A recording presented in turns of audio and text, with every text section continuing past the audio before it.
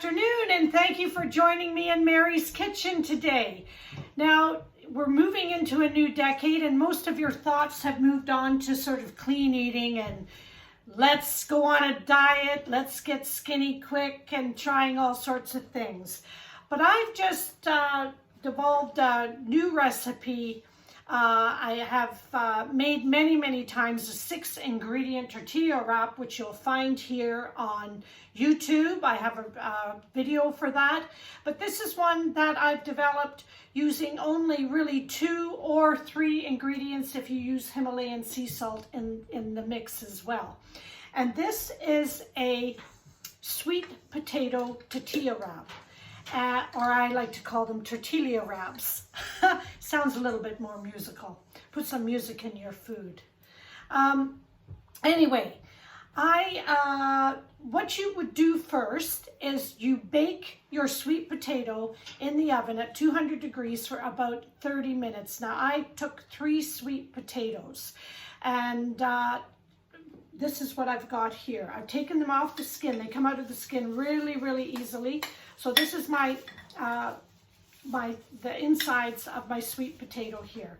The flour I'm using today is a spelt flour. It's an organic wholemeal flour. You can use half almond flour and half gluten flour. You could use brown rice flour. There's all sorts of flours that you can use. You can use a plain white flour if you prefer, but if you're thinking of getting healthy and clean eating, it's best to stay away from gluten as much as possible, and this is great for anybody who has celiac.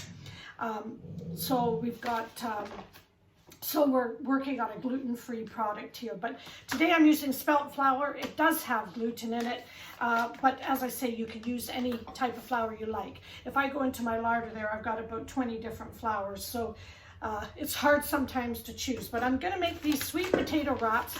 Now, the wonderful thing about these two, if you love an Indian curry, these are fantastic to have with an Indian curry as well, because they turn out just like chapatis. So I've got 1 cup of spelt flour. It's an organic spelt flour, and I'm going to put this in. I already know that's about a cup, and that's a cup of sweet potato mash. In there, I am going to add a little bit of Himalayan sea salt, which I have here. Just give that a good old twist. And then I got these lovely new mixing bowls today, which I like.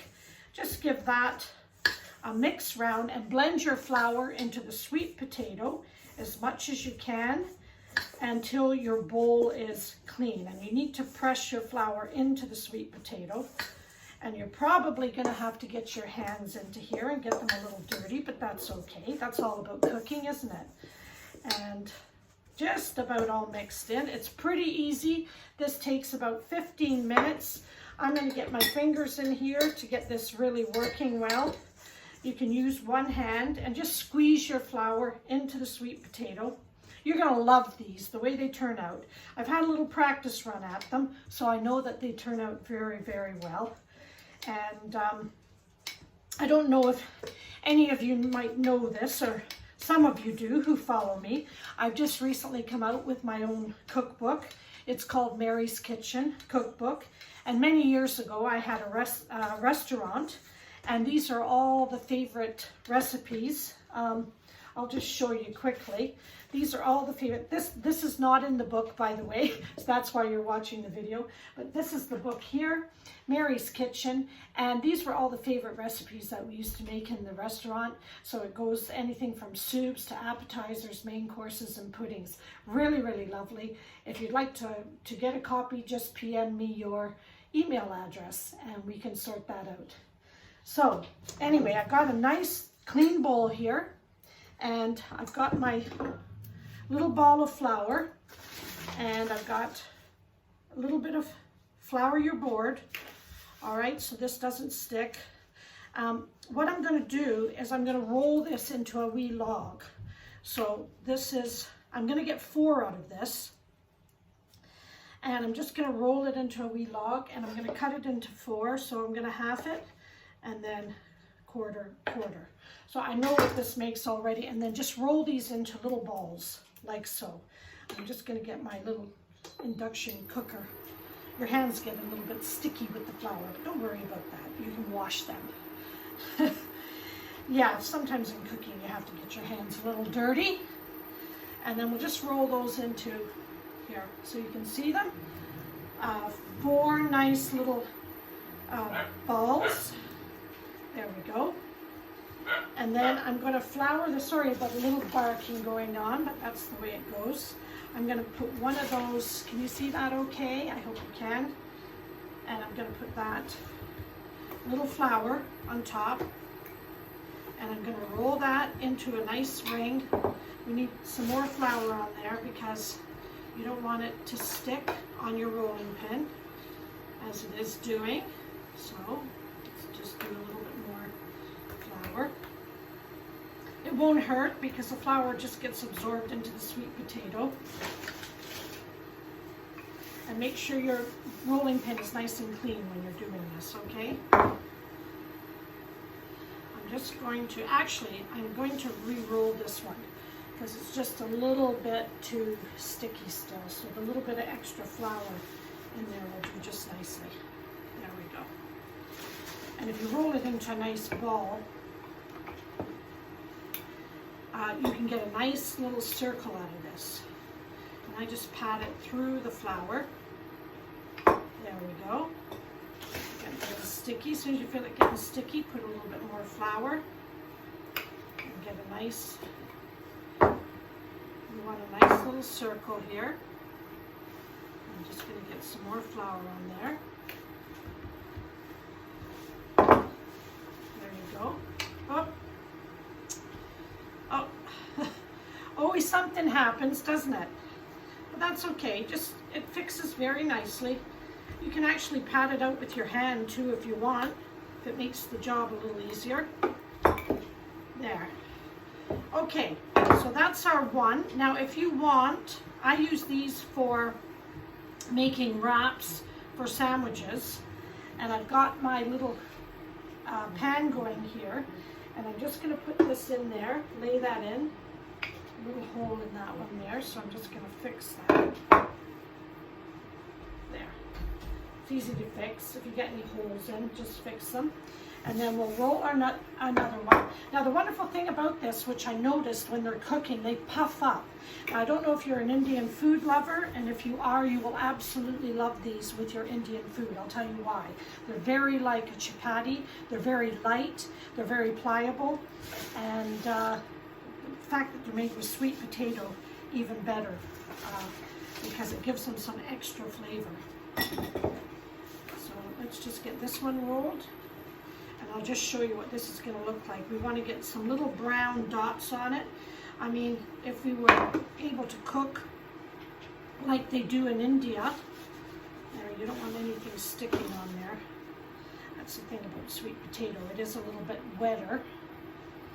And if you were cooking this in India, you'd of course cook it in a great big huge, I forget what they call them actually, but a great big huge cooking crock that has the fire underneath it, and this would just puff up.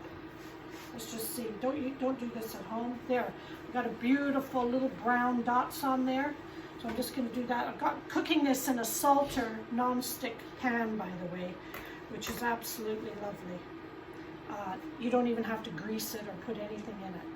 I'm just going to roll this other one out while we're talking, so that I can get these all cooked at the same time. Some more flour on there so we don't stick on our, make sure you don't have any residue on your rolling pin.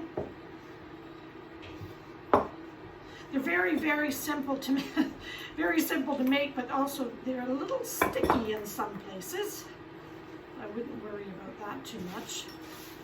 Just put some more flour. As I say, you can do them with your hands if you want, but I find it just a little easier with the rolling pin. And if your dough's a little too sticky, you can always add a little bit more flour. So these are just about ready. Yeah, There we go. That's absolutely perfect. Okay, the shape is not perfect, but hey, we're home cooks. We're cooking at home, and that's absolutely fantastic. If you want to make a wrap out of that, a chicken Caesar wrap or something, with the sweet potato taste coming through, it's going to be absolutely lovely. And if you want to use this for your Indian cooking, fabulous. I'm just going to put this one in now, if I can get it in one piece. Yes, I can. There we go. Don't use your fingers like I do. I've got asbestos fingers. And also another thing too that you can do if it's not sticking to your counter, like this one is sticking. I'm going to do this one over again. Sometimes they do stick. It's just mix the little bit of flour in there and get your mixture bowl again. But you know, things go wrong in the kitchen. You can't be just perfect every time, but we do try. So just give that a little roll. Put some more flour on. Can't believe how quiet my dogs are being. Maybe I've spoken too soon. I don't know. But I hope. I'm hoping. And see, just get some flour on there. And keep that. Somebody's over here fidgeting in the box somewhere. Looking for something. Probably food. That seems. Let's just turn this. They get brown very, very quickly, and they cook very fast. It only takes about a minute per side, okay? That's all you're needing. That's our next one for going in. There we go. And then one last one here to make. So that makes 4. So you've got 1 cup of sweet potato, which you baked in the oven at about 200 for 30 minutes, and then scoop all the flesh out. You've got 1 cup of flour. Use preferably some type of gluten-free flour. I'm using organic spelt flour here, and a twist of sea salt. If you want to make something a little bit different, you could mince up. That's beautiful. There you go. Another one. Absolutely gorgeous. If you want to make something a little different, just shake a little bit of your flour off. You could mince up a chili and then mix that into your mix as well, or mix any type of herb. So I hope that you've enjoyed that. So that's what I call either the 2 or 3 ingredient sweet potato tortilla wrap. Welcome into Mary's Kitchen, and thanks for joining me. Don't forget to subscribe and press the bell, and you'll get notified next time I do another video. Thanks for coming on. Bye.